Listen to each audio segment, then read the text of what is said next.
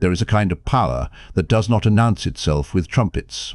It does not ride through the gates on horseback, nor does it stain its hands with the iron of battle. It sits, it waits, it wears black silk in a room full of gold, and in that silence it rewrites the terms of surrender.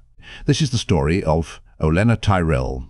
Not the story of her life, though that would be worth the telling. This is the story of her death.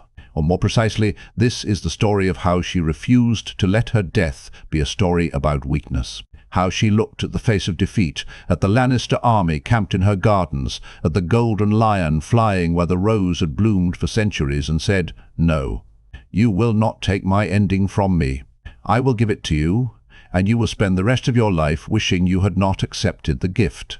To understand what happened in Highgarden on that late afternoon, you must first forget everything you think you know about victory. Victory in the songs is loud. It is the clash of steel, the roar of fire, the scream of a dragon as it turns a city to ash. Victory is visible. It is measurable. It is the kind of thing that fits neatly into the chronicles of maesters and the boasts of kings. But Olenna Tyrell was not a king. She was not a warrior. She was an old woman in a dark dress, sitting in a chair, watching the sun die through the windows of a castle that no longer belonged to her. And yet, by the time the sun had set, she had accomplished something that no army in Westeros could have achieved. She had stripped Jaime Lannister of his triumph. She had poisoned the Lannister legacy with a truth more lethal than the wine in her cup. And she had ensured that the last word spoken in Highgarden would not be a Lannister war cry, but a Tyrell whisper. Let us begin with the armor, not the armor on Jaime's body. That is easy to see. Golden plate, Lannister crimson, the familiar weight of a man who has defined himself by his ability to kill. Jaime enters that room as a soldier, enters a field of battle. He has taken the castle. He has scattered the Tyrell forces. He has, by every conventional measure, won. But look at Olenna. Look at what she wears. Heavy black fabrics, layered and folded with the precision of a woman who has dressed for state occasions since before Jaime Lannister was born. No jewels, no roses, no colours to compete with the crimson of her enemy. Just black, absolute, unyielding. The colour of mourning, yes, but also the colour of finality. The colour that says, I have already accepted what you have come to give me, and in that acceptance I have removed your power to frighten me. This is the first weapon she deploys, and it is invisible to the untrained eye. Black is not merely the absence of colour. In the visual grammar of power, black is the refusal to participate in the spectacle of the victor. The Lannisters paint the world in gold and red. They demand that you look at them, that you acknowledge their wealth, their fire, their terrible beauty. Olenna's black is the negation of that demand. It is the visual equivalent of silence in a room full of shouting. It does not ask for attention. It commands it by withholding. Consider the headpiece. In another context, in another scene, it might read as mere ornamentation, the affectation of an old woman who still clings to the vanities of her youth. But here, in this room, at this hour, it is a crown. Not the crown of Highgarden. That crown is gone, buried beneath Lannister boots. This is a crown of grief, a coronation of loss. And in the strange alchemy of power, grief, when worn with this kind of intentionality, becomes a form of moral authority that no military triumph can match. Jaime stands before her in armor that shines with the sweat of his horse and the dust of the road. He is movement. He is heat. He is the violence of the world made flesh. Olenna sits before him in stillness and shadow, and in that contrast the eye is drawn not to the man who conquered, but to the woman who refuses to be moved. She has made herself a monument, a statue of mourning in the center of a room that has already begun to forget her name, and monuments by their nature outlast the men who build them. Now look at the room itself. Highgarden, in the golden age of House Tyrell, was a place of sun and fragrance, gardens that spilled into halls, light that danced on marble and water. It was a castle designed to delight the senses, to impress visitors with the abundance of the Reach, to whisper that here, in this place, life was sweeter than it could ever be in the grim north or the austere capital. But on this day, the light enters differently. It falls through the western windows in long, slanting columns, thick with dust and the smoke of distant fires. It catches Jaime's armor and turns it into something almost holy, a golden icon of war. And it leaves Olenna in shadow. Not complete darkness. That would be too theatrical, too obvious. No, she is half lit. A profile carved from obsidian. A woman becoming a silhouette, becoming a symbol, becoming the ghost of a house that will haunt this castle long after the Lannisters have renamed its halls. This is the architecture of defeat, and Olenna has designed it. She has chosen this room. She has chosen this chair. She has chosen this light. Do not doubt it. Nothing in her final hour is accidental. The Tyrells were gardeners, yes, but they were also architects of image. They understood that a rose is not merely a flower. It is a statement. And Olenna, the last rose of Highgarden, has arranged herself with the same care she once brought to the arrangement of a bouquet. The camera knows this, even if Jaime does not. Watch how it lingers on her hands. Steady, folded, resting on the arms of her chair with the weight of a scepter. Then watch how it catches Jaime's hands, restless, moving to his sword, to his belt, to the goblet he has brought for her. The contrast is not subtle, and it is not meant to be. The hands tell the story. Hers are the hands of a woman who has already made peace with the end. His are the hands of a man who is still fighting a battle. He does not realize he has already lost. And then there is the silence.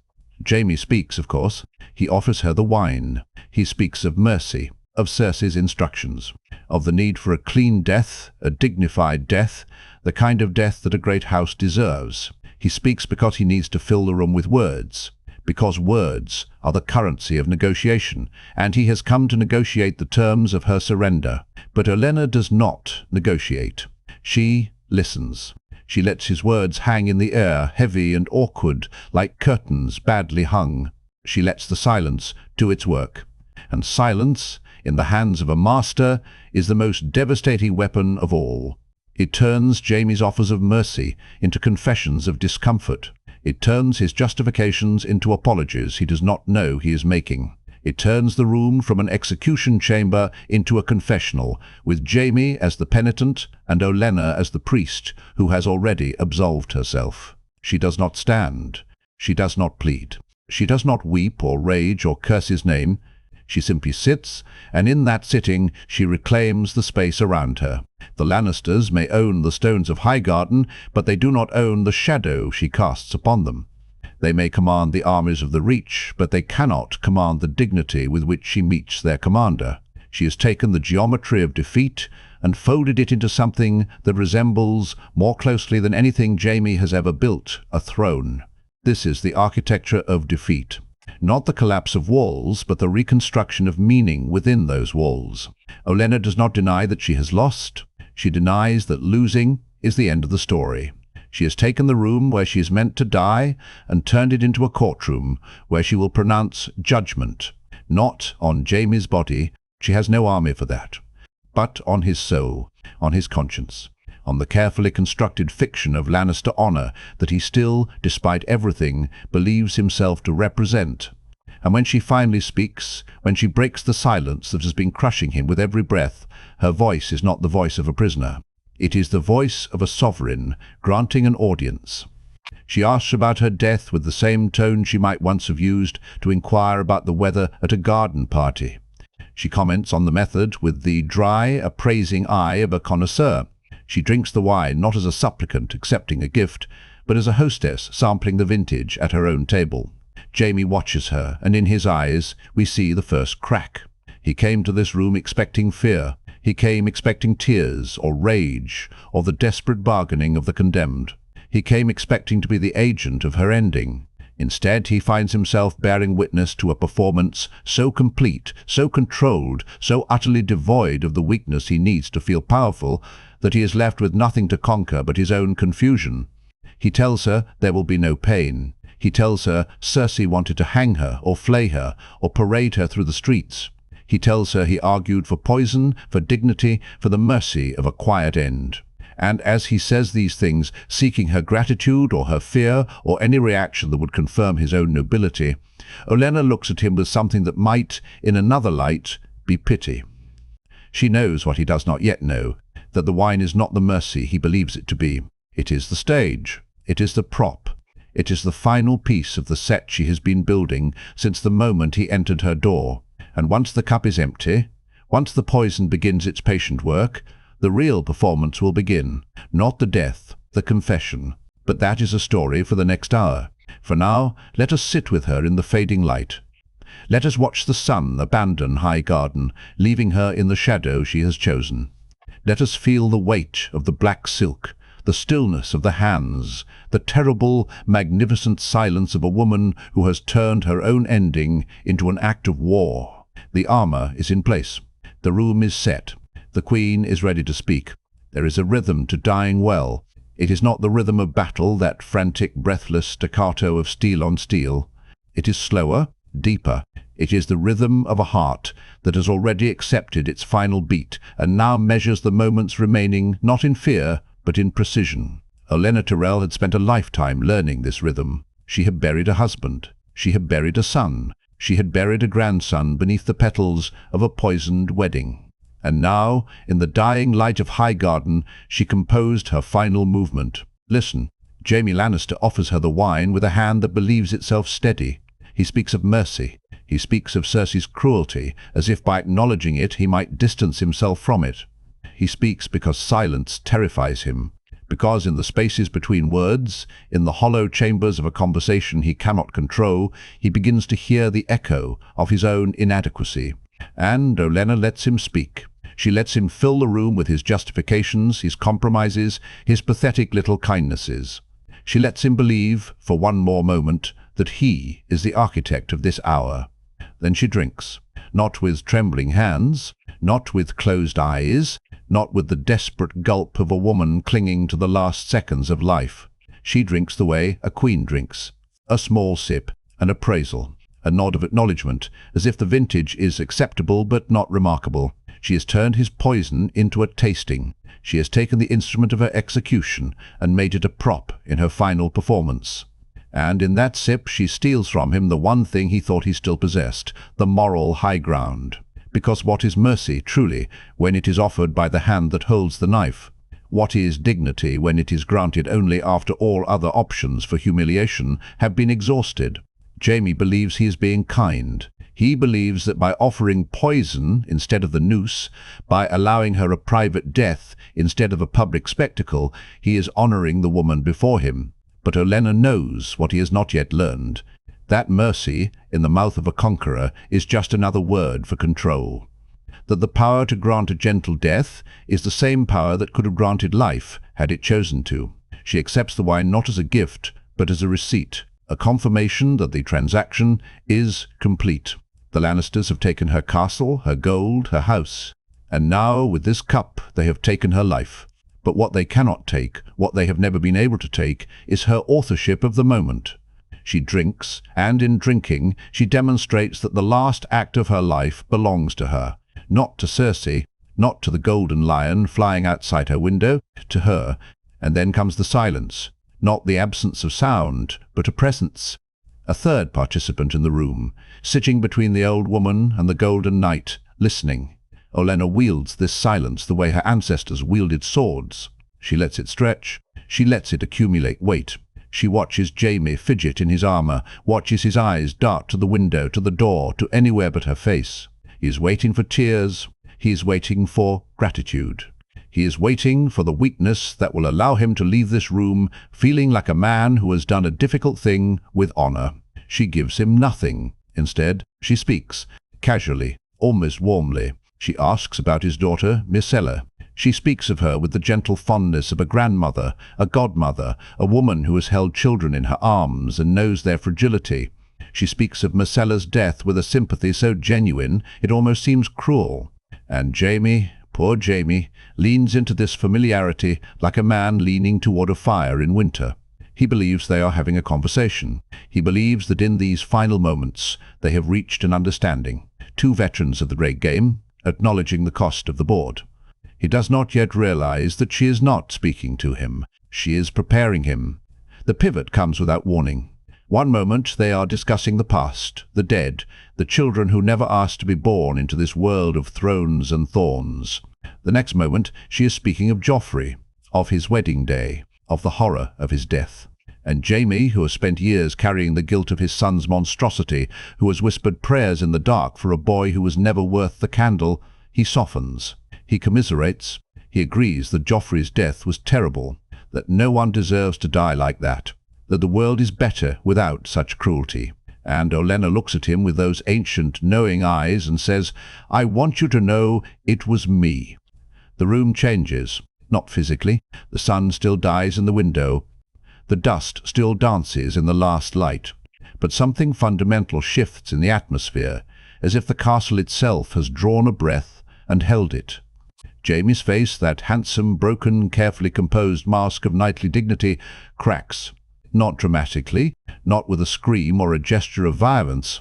It cracks the way ice cracks on a river in spring, slowly, irreversibly. From within, he does not move. He cannot, because in this single sentence, Olenna has reached across the table and taken from him everything he thought he understood about the world.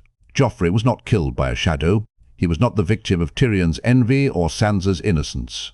He was murdered by this woman, this old woman in black silk, sitting in a chair, drinking his poison.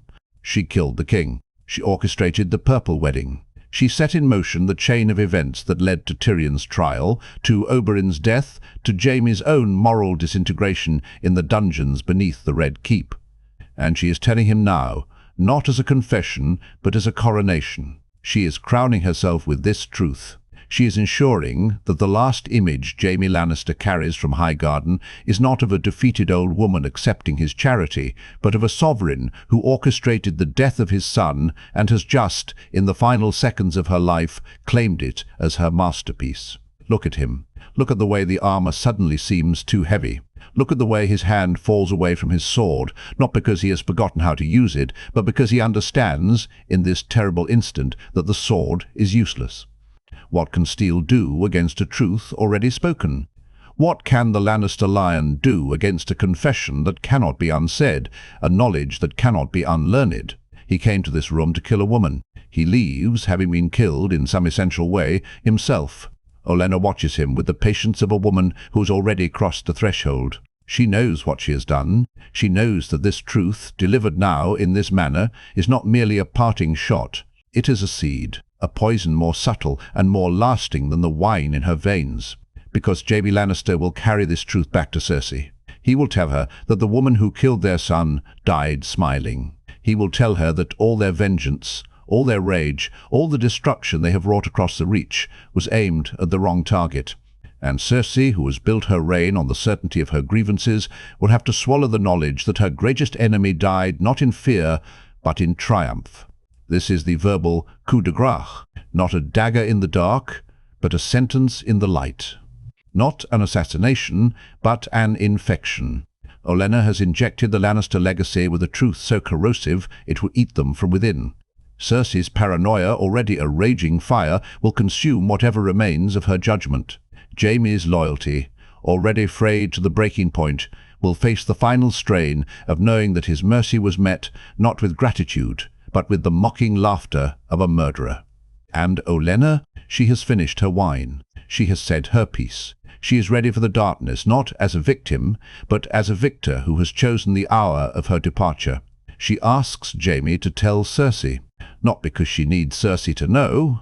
Cersei is an afterthought. She asks because she needs Jaime to be the messenger, because forcing a Lannister to deliver the news of his own house's humiliation is the final, exquisite twist of the knife. He came to grant her a peaceful death. He leaves as her postman. The silence returns now, but it is different. It is no longer the silence of anticipation. It is the silence of aftermath. The silence of a battlefield after the last charge, when the smoke clears and the survivors realize that the ground they stand on has changed ownership without their knowledge. Jaime stands in the center of this silence, a golden statue of a man who has just been hollowed out.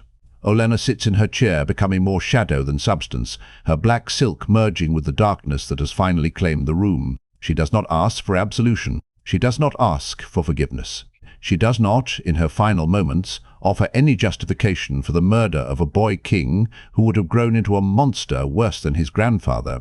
She simply waits waits for the poison to finish its work, waits for the light to leave her eyes, waits for the history books to be written by hands she will never see, knowing that somewhere in their pages, between the boasts of Lannister gold and the chronicles of Dragonfire, there will be a line about an old woman in a garden who killed a king with a necklace and died with a smile.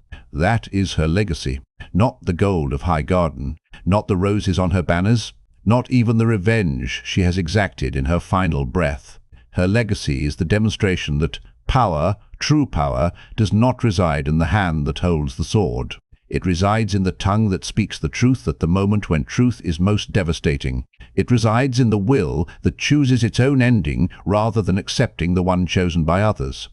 It resides in the ability to look at death, at the absolute, final, irreversible end of everything, and to say yes. But first, let me tell you a story. The story is told. The wine is drunk. The Queen is dying. But the echo of her words has only just begun to travel. The echo travels slowly at first. It moves through the stone corridors of Highgarden like a draught of cold air, touching the tapestries, disturbing the dust, slipping through the cracks in the doors that the Lannisters have already begun to barricade. It is the echo of a sentence, a confession, a crown placed upon a dead woman's head by her own hand. And like all true echoes, it does not diminish with distance. It grows. It deepens. It takes on the resonance of prophecy. Jaime Lannister rides away from Highgarden under a sky the colour of old bruises. He carries with him the words that Olenna Tyrell planted in his chest like a seed of nightshade. He will deliver them to Cersei. He will stand in the Red Keep and watch his sister's face contort with the rage of a woman who has just discovered that her vengeance was aimed at the wrong target, that her grief was manufactured by the very woman she believed she had defeated. And in that moment, in the watching of Cersei's fury, Jaime will understand something that will haunt him for the rest of his days. He was not the executioner. He was the messenger. And the message was not one of defeat. It was one of absolute, unassailable triumph. This is the victory that Olenna engineered. Not the preservation of her house, for House Tyrell is ash and memory by the time the sun rises on the next morning. Not the survival of her bloodline, for her grandchildren are dead and her name will be stricken from the ledgers of the great houses within a generation. Not the defence of her castle, for Highgarden falls, its gold is loaded onto Lannister carts, its gardens are trampled by boots that know nothing of beauty. Though her victory is something far more permanent than stone or gold or blood. Her victory is the rewriting of the story. In the Game of Thrones, as it is commonly understood, victory belongs to the living, to the man who holds the castle when the smoke clears, to the house whose banner still flies when the bells ring, to the Queen who sits the Iron Throne while her enemies rot in unmarked graves. This is the logic of the sword, the logic of the ledger, the logic that says power is measured in what you can take, what you can hold, what you can burn to keep warm. But Olenna Tyrell, in her final hour, introduced a different logic, a logic older than the Valyrian steel in Jaime's scabbard, older than the dragons in the east, older than the very concept of the Iron Throne, the logic of narrative. The understanding that the only power that truly outlasts the body is the power to determine how the body will be remembered, to choose the words that will be spoken over your corpse, to author the ending that others will be forced to read long after you have turned to dust. She died. There is no denying that. The poison worked. Her heart stopped. Her breath ceased. The black silk that had served as her armor became her shroud. But she died in the act of creation. She died writing the final chapter of her own legend, and in doing so, she ensured that no maester, no bard, no Lannister propagandist could ever write it for her. They could say that Highgarden fell. They could say that the rose was uprooted. They could say that House Tyrell ended with a whimper in a shadowed room. But they could never say that Olenna Tyrell begged. They could never say that she wept. They could never say that she died defeated, because she didn't. She died crowned. And this is why the scene remains, years after the series has ended, a benchmark for what character writing can achieve in the medium of television. In an age where prestige drama often mistakes shock for substance, where the killing of beloved characters has become a lazy shorthand for narrative daring, Olenna's death stands apart. It is not shocking. It is not sudden. It does not rely on the cheap adrenaline of the unexpected. It is instead inevitable. It is earned. It is the culmination of everything we have learned about this woman over the course of seasons. Her wit, her ruthlessness, her absolute refusal to be diminished by the men who surround her. Watch it again, not as a fan of the show, but as a student of the craft. Watch how the writers refuse to give the audience the easy catharsis of violence. Watch how the director refuses to cut away to the battles raging outside. Watch how the camera, in its patient, reverent stillness, understands that the most dramatic action in this hour is not a sword falling, but a woman sitting. Watch how the performance, in its quiet, controlled ferocity, demonstrates that acting is not always about transformation. Sometimes it is about the absolute refusal to transform, the refusal to break, the refusal to give the enemy the satisfaction of seeing you become smaller than you are. This is the legacy that extends beyond the walls of Highgarden, beyond the reach of the reach, beyond the chronicles of the War of the Five Kings and the wars that followed. Olenna Tyrell's final scene is a masterclass in the architecture of power. It teaches us that dignity is not the absence of defeat, but the manner in which defeat is worn. It teaches us that the last word is not always spoken by the victor, but by the one who understands that victory and defeat are not opposites. They are perspectives, and the perspective that endures is the one that controls the story. In the end, the Lannisters took her gold. They took her castle. They took her life. But they could not take her ending. They could not take the smile that played across her face as the poison took hold. They could not take the truth about Joffrey once it had been spoken into the air between her and Jaime. They could not take the knowledge, spreading now like a slow fire through the corridors of power, that the woman they had defeated had, in her final breath, defeated them more completely than any army could have done. She did not fire a shot. She did not draw a blade. She did not even raise her voice. She simply sat, in black silk and shadow, and spoke a sentence. And that sentence, carried on the lips of a Lannister knight back to the heart of Lannister power, became the most devastating weapon ever deployed in the long, bloody history of the Game of Thrones. Not dragonfire, not wildfire, not Valyrian steel. A sentence, a truth, a final, perfect act of authorship from a woman who knew that the only throne worth claiming is the one you build for yourself in the minds of those who survive you. So let us return to that room. Let us return to the dying light, the dust motes dancing in the last sun, the black silk drinking the shadows. Let us return to the old woman and the golden knight, separated by a table and a cup and a truth that will outlast them both. Let us watch her one final time as she sets down the empty goblet, as she arranges her hands, as she looks at Jaime Lannister with the calm, appraising gaze of a sovereign who has just signed the final decree of her reign. She does not close her eyes. She does not bow her head. She does not pray. She simply looks at him, and in that look she passes the burden of her legacy into his unwilling hands. She makes him the custodian of her truth, the bearer of her banner, the unwilling herald of a house that has just proven, beyond any doubt, that it cannot be destroyed. Not by fire, not by sword, not by time itself, because House Tyrell does not end with her death. House Tyrell ends when the last person who remembers this scene forgets that power can wear black silk, forgets that silence can be a weapon, forgets that the most devastating thing a person can say is not a threat, not a curse, not a scream of defiance, but a simple, quiet, absolute truth delivered at the moment when it can do the most damage. Olenna Tyrell died in Highgarden, but she died as she lived, fully, completely, on her own terms, and as the light left her eyes, as the shadows claimed the last rose of her house, she left behind something that no Lannister gold could buy, and no Lannister sword could cut. She left behind the echo, and the echo is still traveling.